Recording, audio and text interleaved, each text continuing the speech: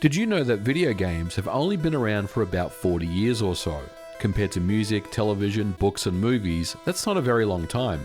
Now, I myself am 51. That's right, I'm older than video games. So why can't we just access an out-of-print video game from an online library in the same way as we do with books, music and movies? Well, it's all thanks to weird copyright laws here in the United States that prohibit this type of activity. And before you start making grandpa jokes, I do want to talk about the complex landscape of video game preservation, emulation and piracy. All three of these things get bundled together, and for good reason. Video game preservation has recently taken a major L, and I want to talk about it in today's episode. If you want to access a book, newspaper, magazine, music or movie, your local library will have an archive available to you. Some archives allow for the user to be able to download digital ebooks, digital movies and music via online libraries. But what if you want to research an old classic video game? Take for example this game right here, International Superstar Soccer for the Nintendo 64. Well, you have a couple of choices. The first is to buy a physical copy off eBay and pay reseller prices, whatever they are, and assuming that you have original hardware, you can play the game just fine. If you don't have original hardware, then you'll need to purchase that as well. A console like the Nintendo 64 was well before modern televisions, which means getting the game to run in modern times if you don't have the hardware is tedious and expensive. Of course, you could either just download the ROM, which is illegal, and download your favorite emulator and play it on, which is legal. You could also dump the game and then play it on a modern emulator. That's a nice trade-off. But game dumping is only legal if you're not circumventing security measures. And to make matters worse, it's near impossible for the average user to learn how to dump their own games, especially cartridge-based ones. But the idea of downloading a ROM is considered software piracy. Wouldn't it be cool if there was a legal way to download a ROM from an online store that was curated and then be able to play it without fear of being prosecuted as a criminal? Services such as PlayStation Plus offer this, and Nintendo used to with their Virtual Console, but did away with it in favor of the Nintendo Switch Online service. But unfortunately, the percentage of games that these services offer is minuscule. There's probably a less than zero chance that International Superstar Soccer 64 will end up on the Nintendo Switch Online service. And if it does, I may have to wait for another couple of years. I simply don't know. And to make matters worse, if you take a look at the number of games that Nintendo offered on their Nintendo Virtual Console as compared to the Nintendo Switch Online service, if we compare the NSO to the Wii Virtual Console, this number is significantly reduced. And this of course is assuming that these online stores will stay online forever, which historically, as we know, is simply not the case. One of the arguments I hear is that you had plenty of time to make your purchases before these stores went down. But this argument is flawed, because it's assuming that everyone was invested into that ecosystem at the same time. If I'm someone that just found an appreciation for the Nintendo 3DS, the only real option I have is to hack my 3DS and install an illegal eShop variant. It's hard to imagine that game publishers really do care about preservation when they only offer the absolute minimum to their customers, and that number is decreasing. Games are delisted almost every single week, and high-profile games like The Crew by Ubisoft are no longer playable even though I purchased a copy and have it available in my Steam library. I simply can't play this game anymore, and it's my favorite in the series. Ubisoft themselves said that gamers need to get comfortable not owning their games for subscriptions to take off. It's almost like us gamers have no choice but to download ROMs illegally, regardless if we previously owned the game or if we didn't. Software piracy is a fancy term for copyright infringement, and it's been in the news recently with a ruling just last week that the US Copyright Office declining a new exemption to the DMCA that would allow libraries and archives to offer remote digital access to out-of-print video games for verified researchers. Note that I said out-of-print video games for verified researchers. We're talking about games that you can't buy anymore, not even ones that are available on digital storefronts. And verified researchers means that people that have been pre-approved as historians, archivists, and preservationists to be able to access these works for either research or educational purposes. This does seem a little heavy-handed, doesn't it? Look at the tens of thousands of YouTube videos researching old video games. How would you go about doing this legally? You simply may have no alternative other than to download a ROM and play it on an emulator, especially if the out-of-print game that you're researching and making content on is simply not available to purchase, or it's been resold at extremely high prices, which if you look at the retro video game market, only ever seems to go up in price. Now I do want to address archive.org for a moment. You've probably heard about this site in the news recently due to its recent DDoS attacks that took the service offline over a couple of weeks. This is a vast library of out-of-print media, video games, magazines, and so much more.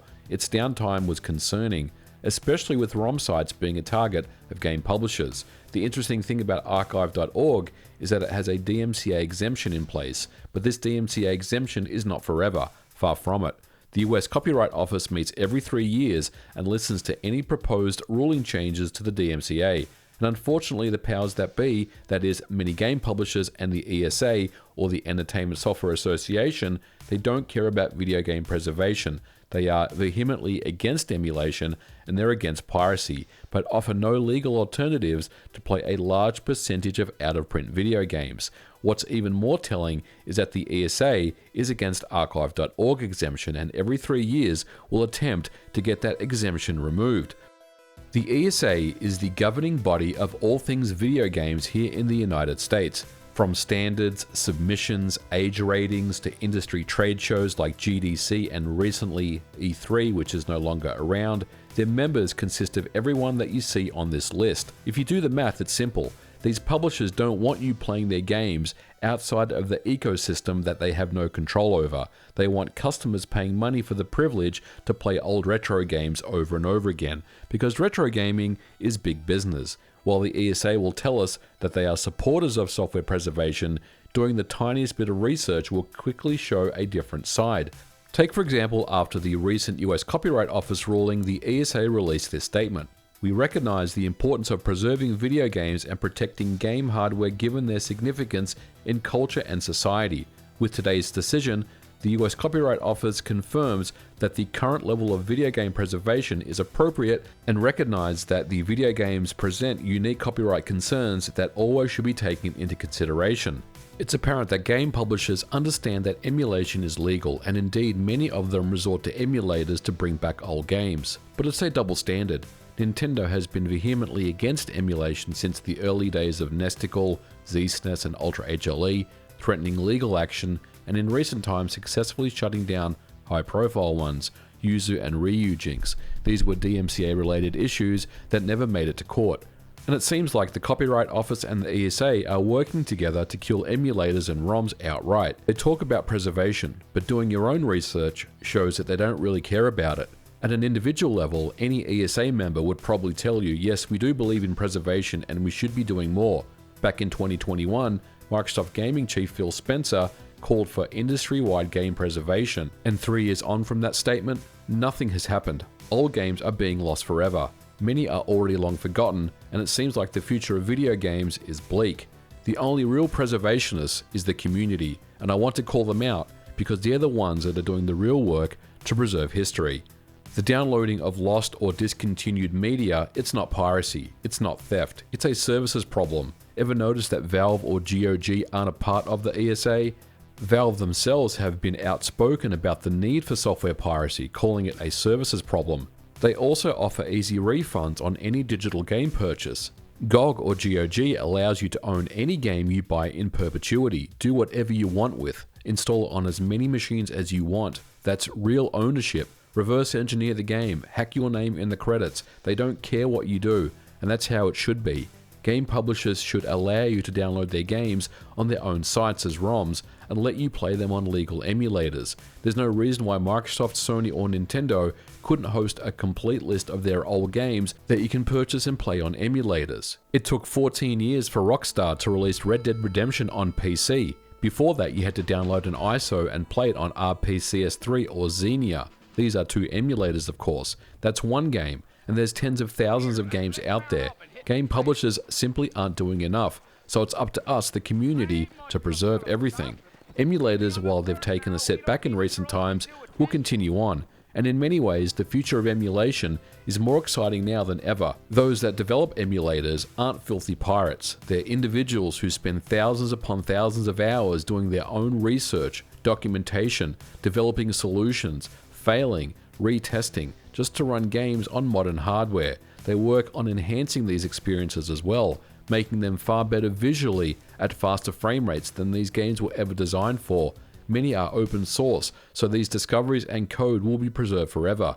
New advancements in PlayStation 4 emulation, as well as Xbox One translation layers, are very exciting. This opens up the door for PlayStation 5, Xbox Series, and beyond. Older 8 and 16-bit titles can now be enhanced with things like widescreen support, sharper graphics, enhanced music soundtracks, online play, localization, and ROM translations. The Wii U emulator Cemu can run games at 4K at 60 frames per second. This is a system that is no longer available to purchase, with no online store. RPCS3, the community-based PlayStation 3 emulator, continues to improve over time, and we still don't have an official solution to PlayStation 3 games for the PlayStation 5. Even though it's been rumored time and time again, something just seems off about the whole thing, doesn't it? But game preservation isn't just about the games, it's also about the hardware. The FPGA community is doing amazing work ensuring that things like old computers, consoles, arcade PCBs are also preserved forever. Recently, we've seen a Nintendo 64 FPGA core for the MiSTer, and Analog has announced the Analog 3D. FPGA is hardware preservation, and it's as simple as that. In recent years, decompilation efforts have also ramped up. Decompilation is the process of taking an old binary ROM file and decompiling it back to its original source code. The Nintendo 64 scene especially has many decompilation efforts that are ongoing. We recently saw Majora's Mask earlier this year, but others such as Paper Mario and recently Star Fox 64 have all seen matching decomps as well, and there are many decompilation projects that are in the works right now. Translation layers are also becoming very popular, with modern consoles being x86 based. This means that your PC should be capable of running PS4, Xbox One, and beyond. Nintendo Switch emulation has taken a bit of a hit recently, but most of the work is already done, and someone will pick up the pieces and continue on. It's up to us to preserve video games, and by us I mean the entire community, everyone who's watching this. If you're someone who plays an old game that's discontinued, out of print or lost media, you're not stealing anything. You simply have no other option because the publishers aren't interested in offering you one. It's as simple as that. And finally, I do want to shout out the individuals that are working on the preservation of online servers such as Pretendo as well as Insignia. These maintain services that are Xbox Live and the Nintendo Network. And this means that we can continue to play old games in perpetuity, at least for as long as those servers are online.